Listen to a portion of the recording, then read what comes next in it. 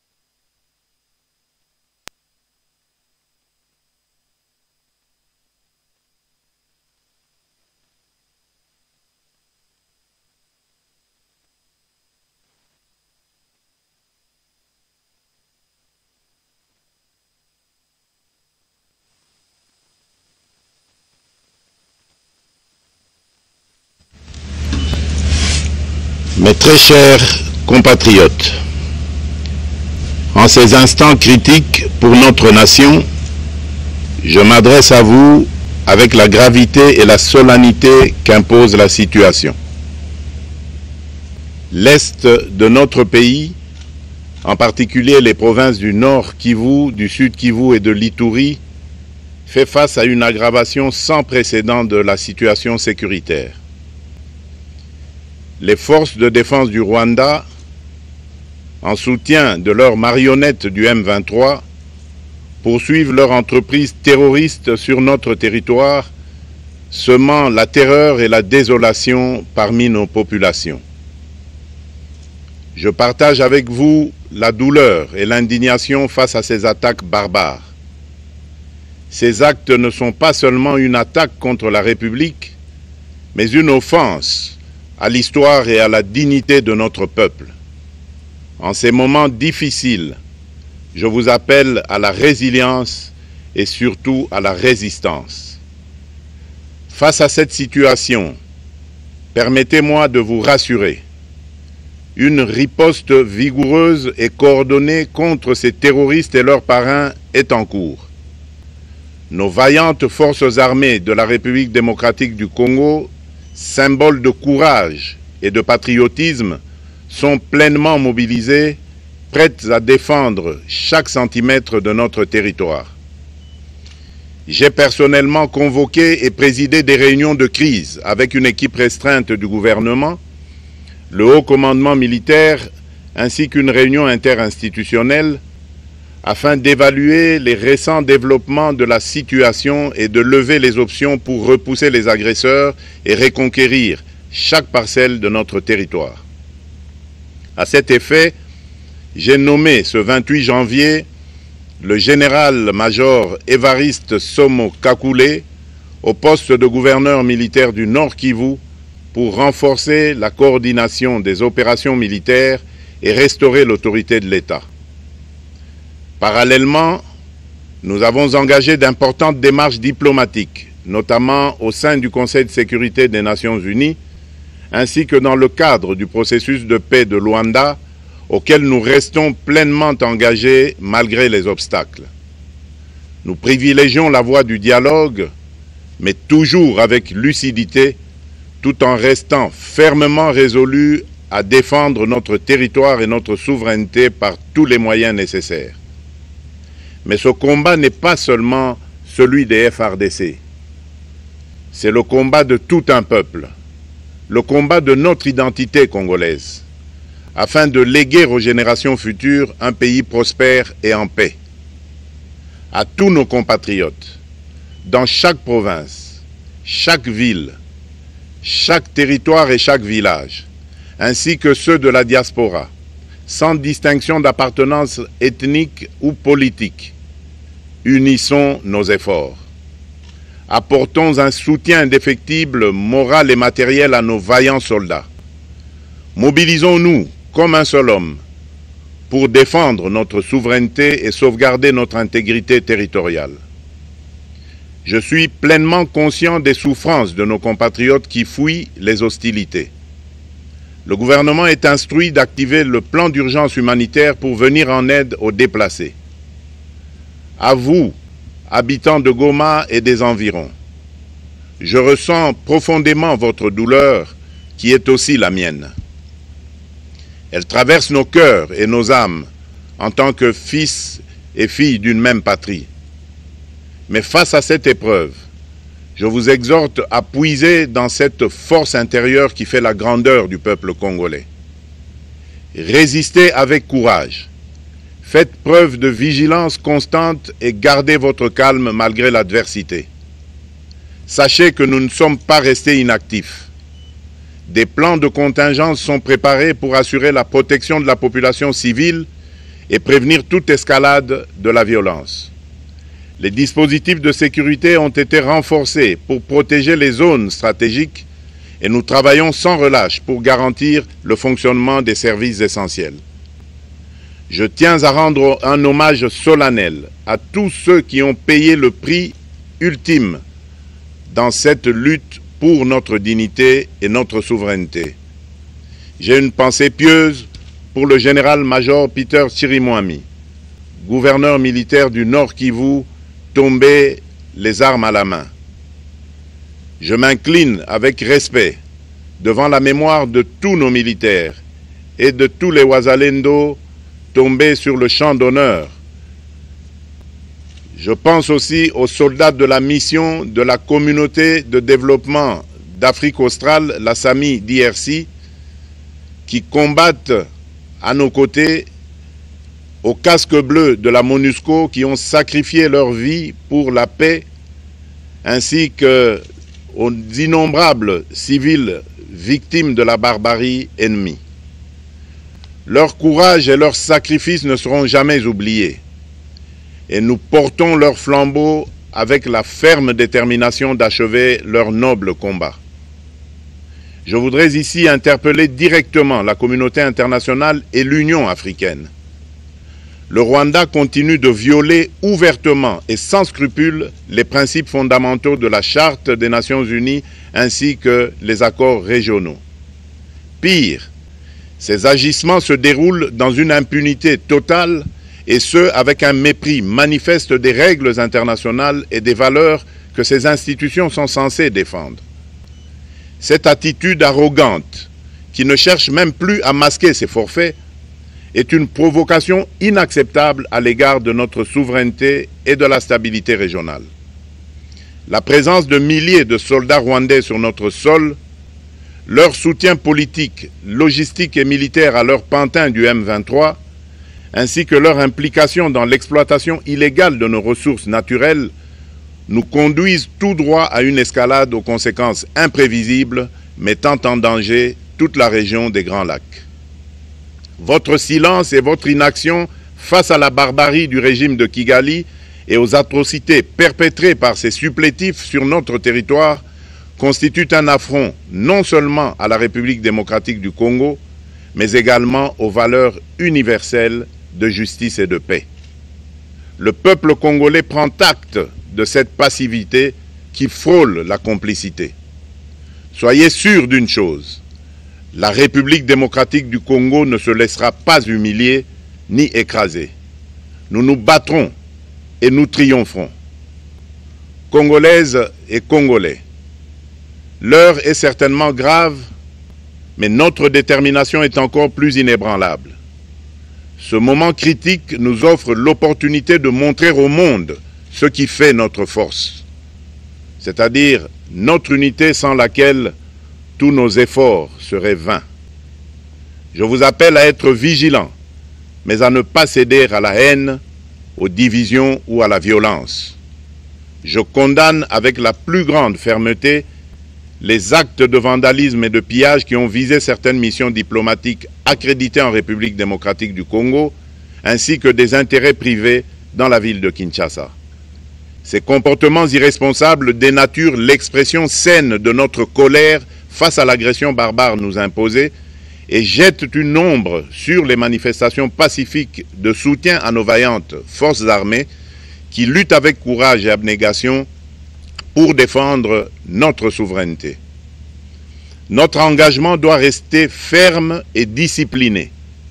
Nous gagnerons cette guerre par notre unité, notre courage et notre sens de responsabilité, et non par la violence aveugle et par l'anarchie.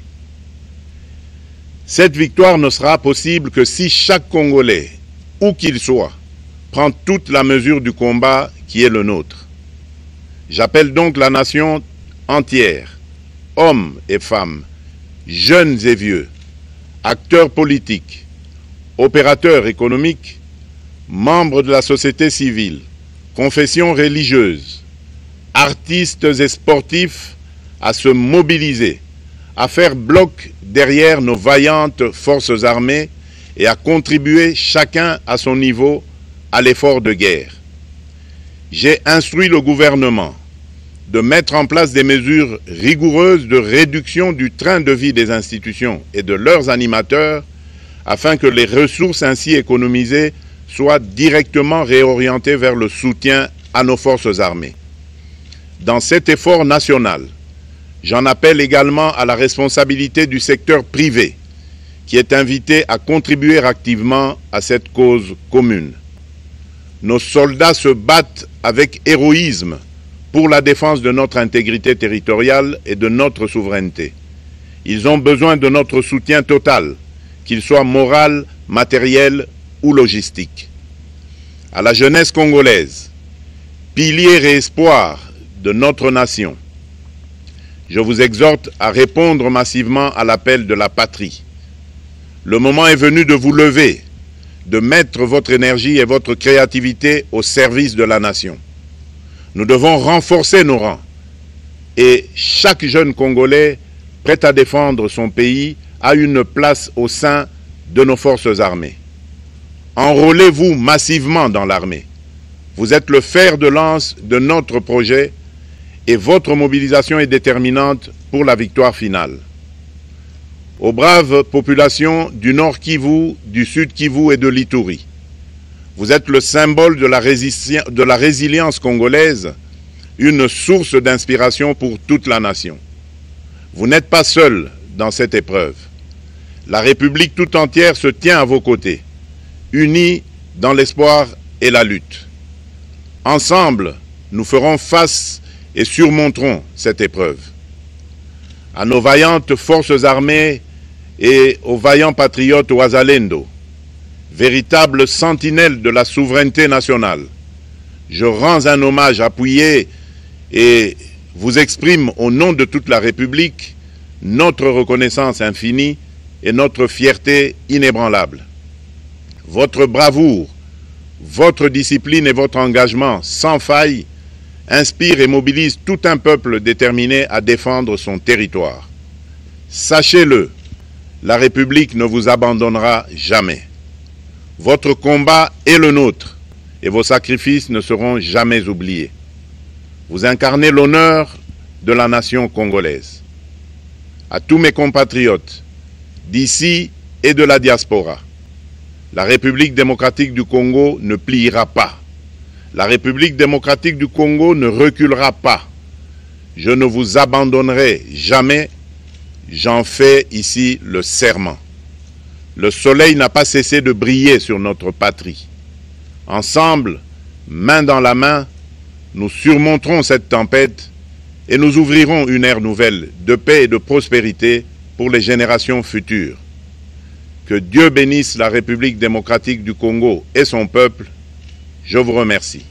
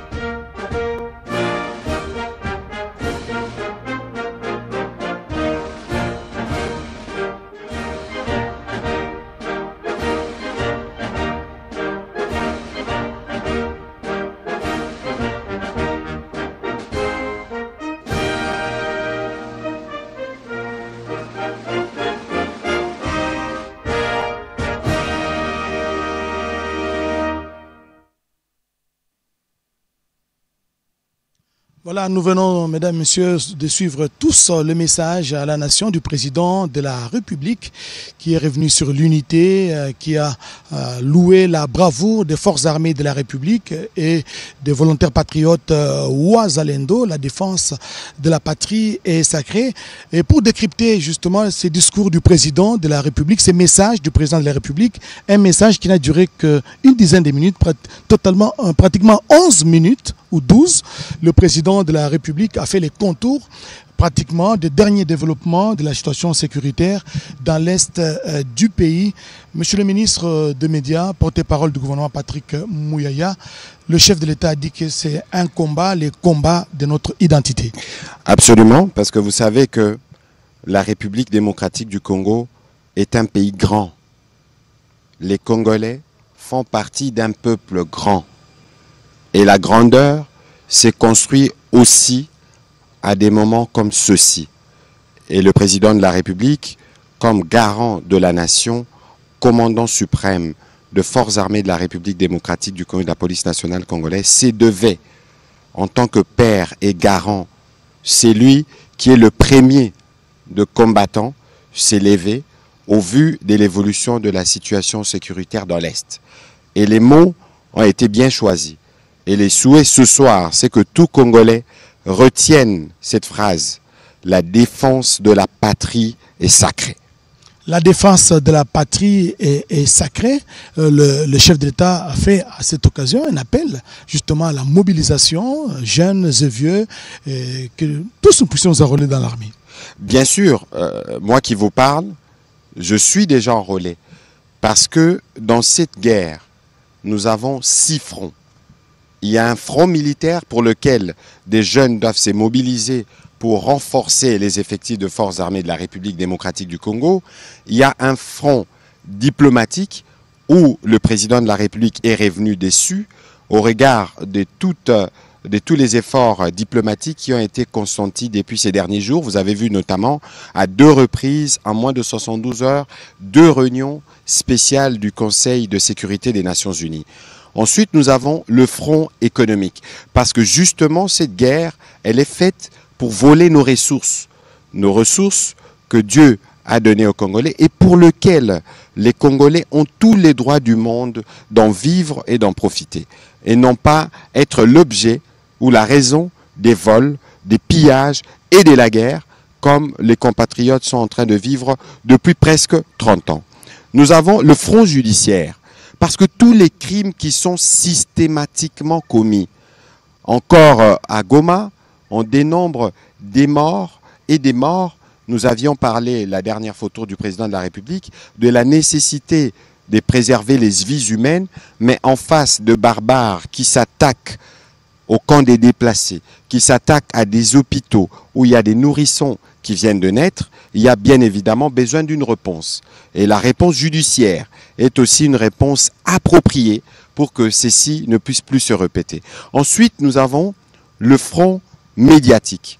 Le front médiatique dans lequel vous faites partie, c'est le front qui va nous permettre de mobiliser les Congolais en RDC et en dehors. Tous les Congolais, vous êtes Congolais, quel que soit le coin dans lequel vous êtes dans le monde, vous êtes bien obligés de répondre à l'appel de la défense de la patrie qui est sacrée pour que d'où vous êtes, avec le moyen que vous avez, vous puissiez contribuer à cette lutte qui va nous permettre de restaurer notre indépendance et l'intégrité de notre territoire. Et puis j'ai rajouté, il y a quelques jours, j'ai discuté avec une compatriote qui nous dit « Excellence, le sang des Congolais qui coule doit crier vengeance. » Et désormais, nous avons ce que nous on appelle un front spirituel. Parce que pour tous ces crimes, pour tous ces sangs qui coulent, il faut bien que ceux qui en sont responsables puissent en répondre. C'est ici les lieux de rappeler aux uns et aux autres, aux hommes des dieux, aux confessions religieuses, les devoirs qui nous incombent tous, de nous assurer que nous prions toujours pour le pays. Et donc vous voyez que la combinaison de ces 6 fronts, portés par lui-même, le président de la République, le commandant suprême, le commandant du front diplomatique, du front militaire, du front économique, du front judiciaire, du front médiatique et du front spirituel, rien ne pourra nous résister. Giscard Coussema, peut-être un petit détail ou une question au ministre. Monsieur le ministre, rarement on a vu le président de la République prendre très peu de temps pour s'exprimer. C'est une brève allocution qui aura duré 10 minutes, mais porteur de plusieurs messages. Le tout premier message, c'est l'appel à la résilience et à la résistance. Le président de la République a fait part de sa proximité affective et effective envers toute la population, tous nos compatriotes qui vivent sous les jougs de l'occupation ennemie. Le président de la République a interpellé la communauté internationale face à l'inaction et même à la passivité. Et le président de la République a eu des mots justes pour dire que finalement, on attend plus que de simples déclarations et condamnations, monsieur le ministre. Évidemment, c'est clair parce que lorsque vous regardez les agissements de l'armée rwandaise, des agissements répétitifs de violation du droit international, lorsque impunément on s'est permis de traverser la frontière d'un pays limitrophe, lorsqu'on s'est permis de tirer sur des casques bleus, de tirer sur les forces de la paix, il y a évidemment une forme, pas une forme, mais une vraie passivité qui s'apparente, le président de la République l'a dit, à la complicité, parce que tous les principes de droits internationaux sont systématiquement violés et aux yeux du monde. Et donc aujourd'hui, le président de la République est revenu aussi sur la nécessité que dans l'expression de notre colère, qu'on s'abstienne des actes de violence qui ont touché les chancelleries diplomatiques. Mais pourquoi il le dit? Parce que le peuple congolais est par essence un peuple pacifique. Même dans ces sentiments de colère qui nous animent, un sentiment de colère qui est ressorti du discours du président de la République ou de la solennité des discours que nous tenons ou la ministre des Affaires étrangères tient, doit être le reflet dans notre population. C'est important que le président de la République rappelle que pour notre cause, qui est juste, on n'a pas besoin d'être violent. Et de toute évidence, le sens de ces discours, c'est de dire à chaque Congolais, où qu'il se trouve, que cette guerre est la tienne. Cette guerre est la nôtre. Et c'est nous-mêmes qui devons être ceux qui se donnent tous les moyens du monde pour restaurer la souveraineté et l'intégrité de notre territoire. L'autre message clé, c'est cet appel à la mobilisation générale autour de nos forces armées de la République démocratique du Congo. Chacun de Congolais est appelé de participer de n'importe quelle manière, de manière morale, de manière matérielle même, pour venir en appui à nos forces armées qui se battent avec patriotisme et même dignité pour défendre la patrie. Et le président de la République vient de donner quelques exemples, en commençant par le gouvernement qui devrait, et toutes les autres institutions qui devraient réduire le train de vie. Écoutez, il n'y a pas de prix pour restaurer la fierté, la dignité de toute une nation. Lorsque le président de la République s'exprimait, la première ministre était là. Le message est bien capté parce que nous sommes dans l'obligation de prêcher par l'exemple.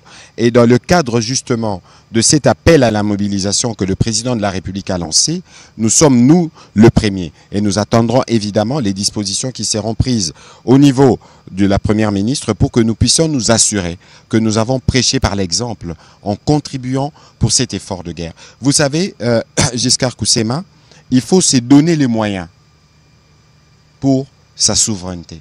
Il faut se donner les moyens pour restaurer l'intégrité de notre territoire. Et ces moyens-là, c'est nous-mêmes, au-delà de moyens financiers, mais il y a le moyen de notre engagement. Comme j'aime à le dire souvent, nous faisons face à un pays qui est devenu un empire du mensonge. Excusez-moi, un pays qui est devenu un empire du mensonge, qui quotidiennement pollue nos réseaux sociaux. Mais l'interpellation qui est faite aux jeunes, le président de la République a beaucoup parlé des jeunes, c'est y compris utiliser nos réseaux sociaux pour la défense de la patrie. Utiliser nos réseaux sociaux pour barrer la route au message, au poison rwandais qui est quotidiennement distillé dans notre opinion. Le président de la République a aussi dit que nous tous, nous devons être unis. Nous tous, nous devons éviter le piège de la division. Que nous tous, nous devons éviter le piège de la stigmatisation. Et cet appel qui a aussi été lancé envers le secteur privé qui devrait aussi participer à cet effort de guerre qu'a lancé de ce jour le président de la République, Félix-Antoine Tshisekedi Tshilombo.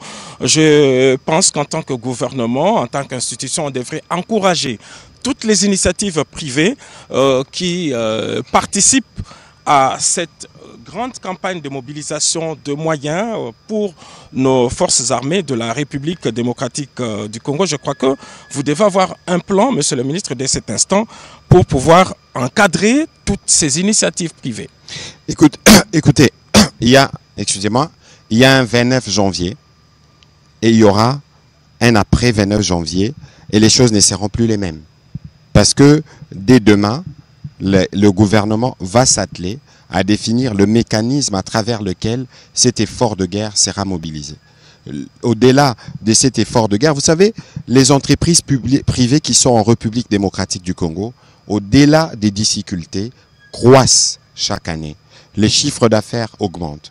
Et ils augmenteraient encore plus de chiffres d'affaires si le pays resterait pleinement la paix. Parce que tout ce qui se passe aujourd'hui dans l'Est, c'est une stratégie pour freiner les efforts de développement consentis par les présidents de la République. Ces efforts de développement qui sont perceptibles à travers tous les 145 territoires de la RDC devraient continuer. Et donc ici, pour toutes les entreprises qui travaillent en République démocratique du Congo, c'est une occasion de contribuer pour que la paix puisse être restaurée. Et cette contribution ressemblera plutôt à un investissement qui leur permettra d'avoir demain plus de profits et de travailler dans un environnement plus paisible et plus pacifique parce que l'intégrité territoriale sera restaurée et parce que nous utiliserons tous les fonds générés par notre gouvernement pour les mettre dans les efforts de développement plutôt que de s'engager dans un conflit parce que nous avons un voisin inutilement belliqueux.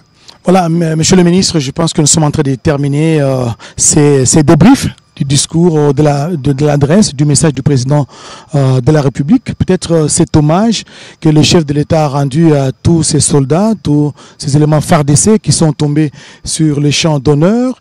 Il a rendu également hommage au VDP, aux volontaires Ouazalendo. Il a rendu aussi hommage aux soldats de la paix qui sont donc tombés sur les champs d'honneur pour la défense de la souveraineté et de l'intégrité territoriale. Écoutez, le président de la République, comme il a dit, toutes les heures, toutes les minutes, il suit la situation.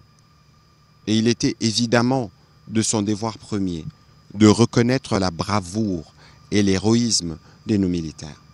Mais aussi de dire toute notre solidarité en tant que nation à ces compatriotes qui sont aujourd'hui victimes de ces barbares terroristes qui se plaisent à couper l'électricité, à couper l'approvisionnement en eau potable, qui se plaisent à tirer sur des hôpitaux, à tirer sur des symboles que l'on ne peut pas toucher, d'aucune manière. Il était donc de son devoir de passer ces messages de résistance et de résilience pour que nos populations du Nord Kivu, pour que nos populations du Sud Kivu, partout où l'ennemi pense pouvoir trouver la paix, pour qu'ils sachent que nous sommes avec eux, pour qu'ils sachent qu'il n'y a aucune peine qu'ils endurent que nous n'endurons pas. Monsieur le ministre, merci. Je pense que nous allons vous retrouver dans d'autres créneaux, pourquoi pas dans des briefings, pour davantage débriefer sur... Mais écoutez, dès demain, parce que le message lancé par le président de la République ce soir, comme je vous disais, il y avait un 29 janvier, il y aura un après 29 janvier et les choses seront différentes. Et les choses seront différentes, mesdames et messieurs. Nous avons tous suivi le message à la nation du président de la République dans un ton ferme, parce qu'il a même interpellé l'Union africaine, il a interpellé la communauté internationale, et c'est un message riche en éléments d'information. Je pense que nous allons revenir sur d'autres... Mais bien sûr, ça valait vraiment la peine que le président de la République rappelle de manière aussi ferme la responsabilité de la communauté internationale, des Nations Unies, parce que c'est elle qui est les garants du droit international, mais aussi surtout de l'Union africaine, parce que les communiqués qui en est ressortis ressemblaient visiblement à un communiqué qui disait qu'on est complice. Donc il y a un effort à faire pour le respect des structures ou des cadres qui ont été placés par l'Union africaine elle-même, notamment le processus de Luanda. Le président de la République en a parlé, mais évidemment et surtout, si vous regardez aussi la mission de la SAMI RDC, mais dont les militaires ont essuyé les coups de feu d'un pays membre de l'Union africaine. Toutes ces incohérences doivent s'arrêter. Toutes ces incohérences doivent s'arrêter et surtout des sanctions, des condamnations en même temps. Monsieur le ministre, merci d'être venu et partager avec nous justement ces discours du président de la République. Espérons nous retrouver dans d'autres tribunes.